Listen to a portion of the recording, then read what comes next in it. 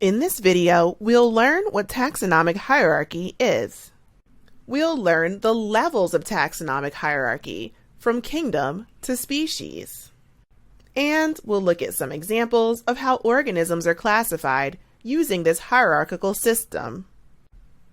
Taxonomy is the study of naming, defining, and classifying groups of organisms.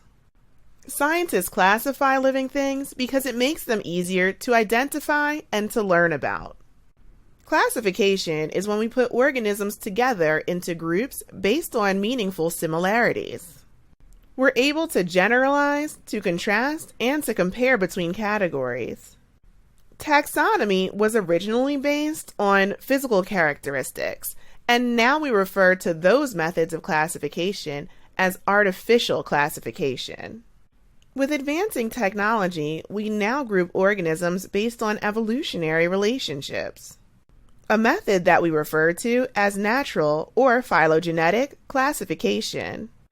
We classify organisms into groups called taxa, and those groups are arranged into levels or ranks. The arrangement is hierarchical, going from large general groups to smaller, more specific groups. One way to imagine this is to pretend that you want to send a package to the home of one of your friends. In order to get the package to the correct destination, your address will include the country, the more specific state or region, the even more specific city or town, and then the street that the house is located on, and finally the actual number of your friend's house. Another similar concept that you may be familiar with is how organisms are made of organ systems, which are made of organs, which are made of tissues, which are made of cells. Not only are we going from large to small, but each specific rank contains several of the rank beneath it. Species is the most specific of our taxonomic levels. In fact, the word species kind of sounds like specific. Several related species make up one genus, and there are several related genera in one family. Families are grouped into orders. Orders are grouped into classes. There are several classes in one phylum, and several phyla in one kingdom. Modern classification systems may also include supergroups, often referred to as domain. A domain is a rank even more general than a kingdom. Some students like to use a mnemonic device to help them to remember the order of the taxonomic levels. One that's quite common is King Philip came over for good soup. Another one that I particularly like is keen penguins congregate on frozen ground sometimes. Or even kids prefer candy over fancy green salad. You can use one of these or even come up with a mnemonic device of your own. Next, let's look at an example of the classification of an organism. Here we have an ant whose scientific name is Solenopsis invicta. Ants are members of the animal kingdom, which tells us that they're multicellular, heterotrophic, likely able to move around, and likely to reproduce sexually. Their phylum is Arthropoda. Arthropods have exoskeletons and jointed legs. Their class, insect, lets us know that these particular arthropods have 3 pairs of legs and 3 body segments. Their order, Hymenoptera, also includes the related families of bees and wasps.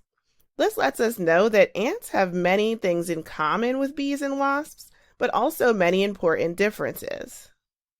Formicidae is the name of the family of ants. This particular ant's genus is Solenopsis, which identifies it as a type of fire ant. Which brings us to the scientific name for the species, Solenopsis invicta. The scientific name for an organism consists of both its genus and its species. This is a naming system that we refer to as binomial nomenclature, since each species is designated using 2 names. We can see that as the taxonomic levels become more specific, they begin to include fewer and fewer organisms. If I were to discover a new species of fire ant, it would likely be classified similarly, since it would share many of these relationships and characteristics. Let's look at another example. Quercus virginiana is the scientific name for a species of oak tree found in the southern United States.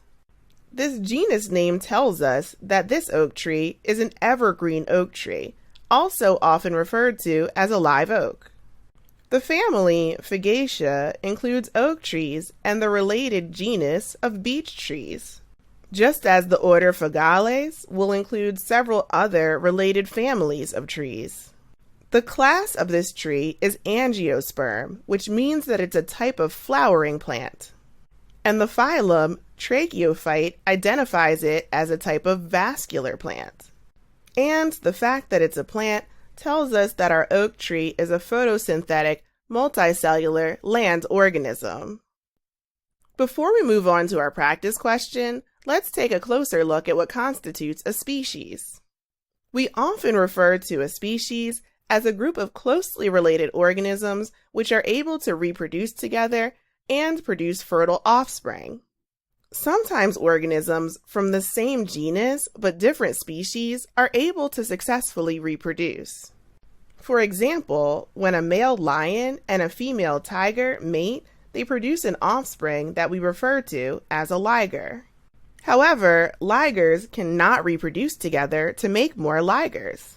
Since lions and tigers belong to two different species, their offspring will not be fertile, meaning that they can't have offspring of their own. Now that we've learned about hierarchical classification, the taxonomic levels, and what constitutes a species, let's try a practice question. The binomial naming system provides each organism with two names. For example, the binomial name for humans is Homo sapiens. In the binomial system, what taxonomic rank does the first name represent? In the binomial system, what taxonomic rank does the second name represent? Binomial is a word that actually means two names, and it's the way that scientists name organisms. The first part of the name is more general, and the last part is more specific. It's sort of how most people are given a family name, which tells us who they're related to, and a given name, which sets them apart as an individual. However, in the instance of organisms, as with many cultures, the family name comes first, and the more specific given name comes second. Well, if you know which taxonomic rank is the very most specific, and which one is the next most general, this would be enough information to answer our question with. But just in case you'd like another hint, we'll go ahead and look at the taxonomic hierarchy for the human species. Humans belong to the animal kingdom. Our phylum is chordate, and our class is mammal.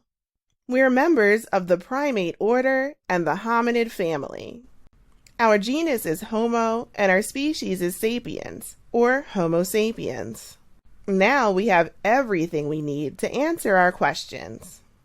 The first name in the binomial naming system, Homo, represents the genus, and the second name, sapiens, represents the species. If you remember that in binomial nomenclature, the general name comes first, that'll help you to remember that the first name is actually the genus. And if you remember that the specific name comes second, that'll help you to remember that the second name is the species.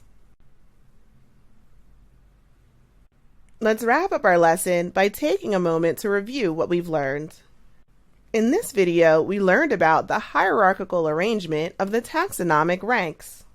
In order from largest to smallest, these are kingdom, phylum, class, order, family, genus, and species. We looked at some examples of the classification of different types of organisms, and also what their classification can tell us about their traits. We learned that artificial classification is based on physical characteristics, while natural classification is based on evolutionary relationships determined by genetic analysis. We also reviewed that a species is a group of closely related organisms which can reproduce together and produce fertile offspring.